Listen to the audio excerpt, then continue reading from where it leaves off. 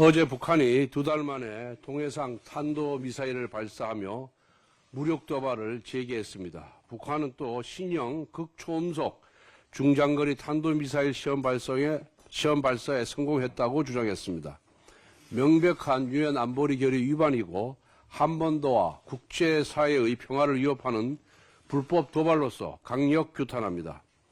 트럼프 행정부 출범을 2주 앞두고 미국과 국제사회의 관심을 환기시켜 향후 핵보유국 지위를 인정받고자 하는 얕은 꼼수입니다. 정부는 북한 김정은 정권이 대한민국의 정세 불안과 미국 정권 교체 기회를 틈타 오판하지 않도록 강력한 안보 태세를 유지하고 굳건한 한미동맹과 튼튼한 한미일 협력 관계를 바탕으로 적극 대응해 나갈 것을 주문합니다. 지난 6일 공수처가 대통령 체포영장 집행을 경찰에게 일임하려 했다가 경찰로부터 사실상 거부를 당했습니다. 경찰은 공수처의 집행지휘 공무는 법률적 논란이 있는 것으로 판단했다고 밝혔습니다. 수차례 강조하였듯이 공수처는 내란죄에 대한 수사 권한이 없습니다. 수사 권한이 없는 기관에서 받은 영장은 그 자체로 무효입니다. 이런 짝퉁 영장을 들고 집행을 지휘한다는 것이 말이 되는 소리입니까? 위조지폐로 물건을 사겠다는 것과 무엇이 다릅니까? 또한 공수처는 경찰에 대한 영장 집행지휘 권한 역시 없습니다. 다른 누구도 아닌 문재인 정부가 조정한 검경 수사권에 따라 검사의 구체적 영장지휘 규정이 삭제되었기 때문입니다. 결국 수사권이 없는 수사와 지휘권이 없는 지휘를 두 글자로 줄이면 불법입니다. 수사기관은 수사로 말한다는 격언이 있습니다. 이를 비추어 보면 공수처의 성적은 처참합니다. 출범 이래 800억 원이 넘는 예산을 받았으나 접수된 6천여 건의 사건 중에 고작 5건만 기소했습니다. 공수처에게 수사는 직무입니까? 취미입니까? 수사 권한도, 수사 역량도, 수사 지휘 권한도 없는 공수처는 즉시 대통령 수사를 포기하고 경찰에 사건 일체를 이관하여야 합니다. 그것만이 사법 혼란을 줄이는 유일한 길입니다.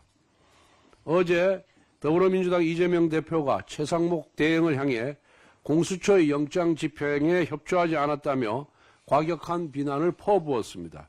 특히 이재명 대표는 대통령 직무대행의 질서 파괴 행위 제2의 내란 행위에 대해 엄정하게 책임을 물어야 한다고 했습니다. 도대체 어떻게 책임을 묻겠다는 것입니까? 또 탄핵 카드를 만지작거리고 있는 것입니까? 실제로 민주당 중진의원 사이에 최상목 대행 탄핵 요구가 흘러나오고 있습니다. 또다시 탄핵 인질극에 시동을 걸고 있는 것입니다. 이미 29번 탄핵을 했으니 기어이 30번을 채우겠다는 뜻입니다. 이제는 경제부총리를 겸한 대통령 권한대행에 대한 탄핵을 암시하며 경제 파괴까지 자행하겠다는 태세입니다. 무엇보다도 파괴는 이재명 대표의 또 다른 이름입니다. 지금 이재명 대표는 8개 사건에서 12개 혐의로 5개 재판을 받고 있습니다. 자신을 수사한 검사를 탄핵하며 사실상 사법 시스템을 파괴해온 당사자가 바로 이재명 대표입니다. 이재명 대표는 대통령을 향해 우리 공동체 질서를 파괴하고 왕이 되려고 하다가 이제 죄수의 길을 가게 되었다고 조롱했습니다. 그대로 돌려드리겠습니다. 이재명 대표는 죄수의 길을 걸어온 사람이 왕이 되려고 공동체 질서를 파괴하고 있습니다. 이 대표는 본인 재판이나 성실하게 받기를 바랍니다. 소송기록 통지서를 이사불명 폐문부제로 수령을 거부한 사람이 무슨 자격으로 질서와 책임을 운운합니까? 어제 헌법재판소는 국회 탄핵소추단 측에 내란죄를 철회하라고 건의한 적이 없다고 부인했습니다. 무리한 내란죄 철회 논란이 민주당과 헌법재판소의 진실공방으로까지 번진 것입니다. 진실공방의 발단은 국회 탄핵소추단에 있습니다. 국회 측 변호사는 헌재에 나와서 내란죄, 직권남용죄, 특수공무집행방해 등 형법상의 범죄에 해당한다는 주장을 철회하겠다고 밝히면서 이것을 재판부께서 권유하신 바라고 생각한다라고 설명했습니다. 민주당이 헌재의 사실관계 정리를 내란죄 철회를 권유하는 의도라고 입맛대로 해석한 것이고 본인들의 전술을 헌재의 뜻처럼 빙자한 것입니다. 민주당이 헌재에 책임을 전가한 것입니다. 그런데 헌법재판관이 현장에서 이 부분을 바로잡지도 않았고 지난 주말 내내 논란이 확산되는 동안 헌재가 침묵을 키우면서 의혹을 키운 측면이 있습니다. 게다가 어제 헌재의 공보관은 소추사유 변경 시 국회 재의결 필요성에 대한 명문 규정은 없다라고 하면서 재판부에서 판단할 사항이라고 주장했습니다.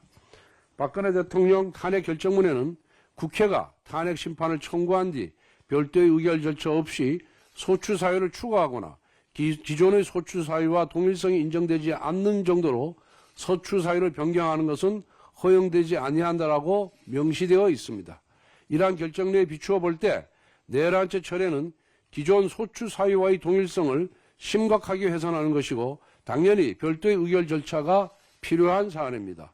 헌재가 민주당의 전술을 그대로 수용해 준다면 탄핵 심판의 공정성에 대한 신뢰가 흔들릴 수 있다는 것을 분명히 말씀드립니다. 국민적 관심이 쏠려 있는 탄핵 심판의 공정성을 담보할 수 있도록 헌재의 비상한 노력을 당부합니다.